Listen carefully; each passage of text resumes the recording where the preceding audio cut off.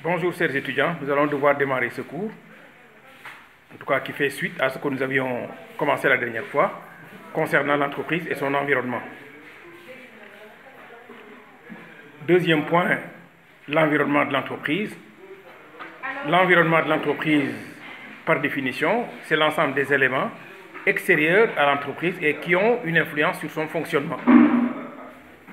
Cet environnement a deux principales composantes, le micro-environnement et le macro-environnement.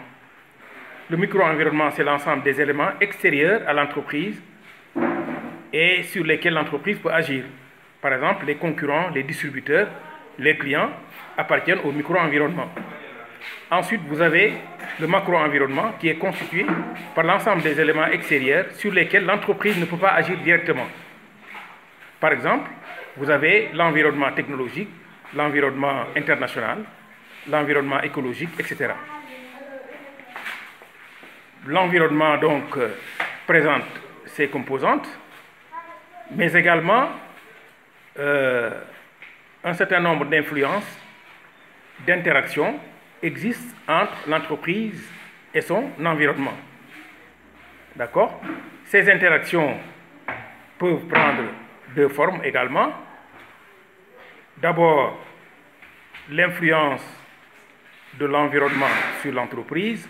Ensuite, influence de l'entreprise sur l'environnement. Pour le premier cas, c'est-à-dire l'environnement qui influe sur l'entreprise, ceci peut se faire sous trois formes. Sous forme de menaces, d'opportunités ou de contraintes. Les menaces qui sont liées, par exemple, aux concurrents. Les opportunités, on peut considérer que les clients de l'entreprise, mais également les distributeurs, les matières premières, sont des éléments, en tout cas, de développement d'entreprise qui peuvent constituer une opportunité. L'environnement peut également constituer un ensemble de contraintes si on tient compte des textes, des lois et des règlements qui s'imposent à tout le monde. Influence de l'entreprise, cette fois-ci, sur l'environnement. Quatre formes, là, on peut considérer. D'abord, la stratégie offensive de l'entreprise.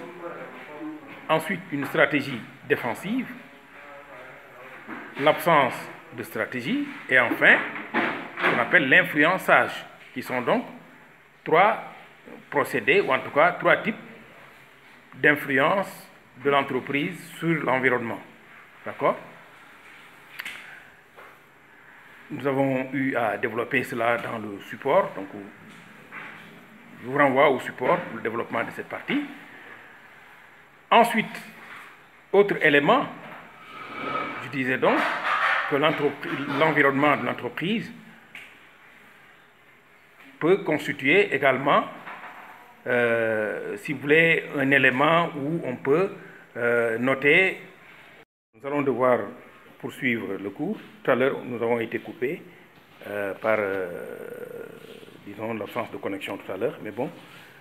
Je disais donc que l'entreprise pouvait influencer l'environnement sous quatre formes au lieu de trois.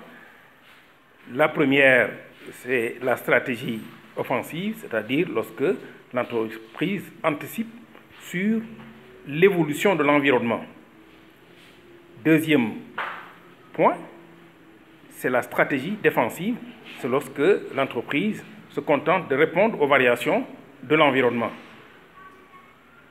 Troisième point, l'absence de stratégie, c'est-à-dire lorsque l'entreprise ignore l'évolution de l'environnement, lorsque l'entreprise ignore son environnement.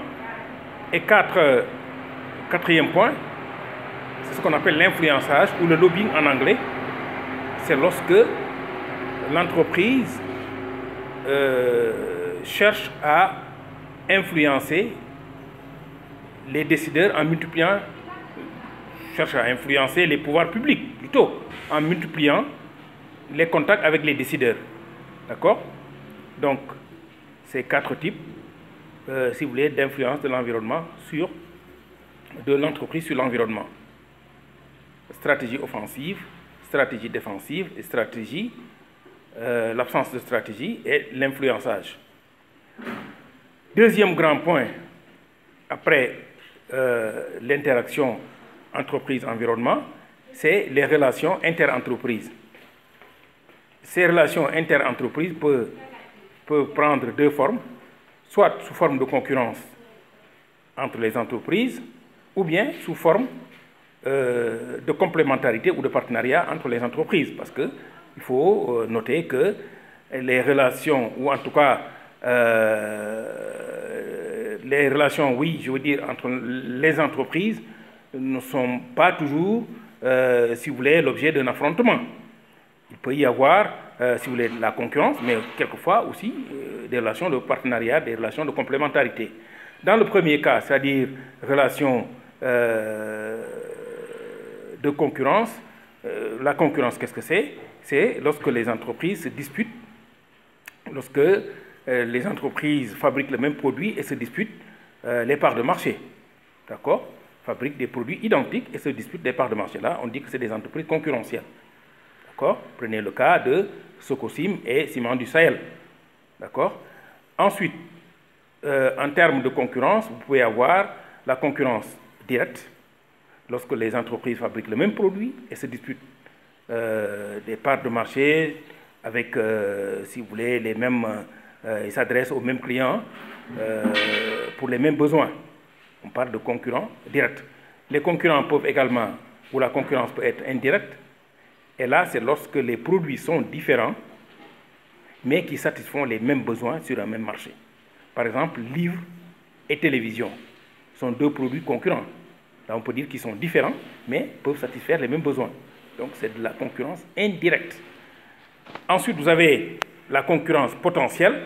Concurrence potentielle, c'est lorsque l'entreprise n'est pas encore entrée sur le marché, mais qui va l'être bientôt. On dira que cette entreprise est un concurrent potentiel. D'accord? En dehors de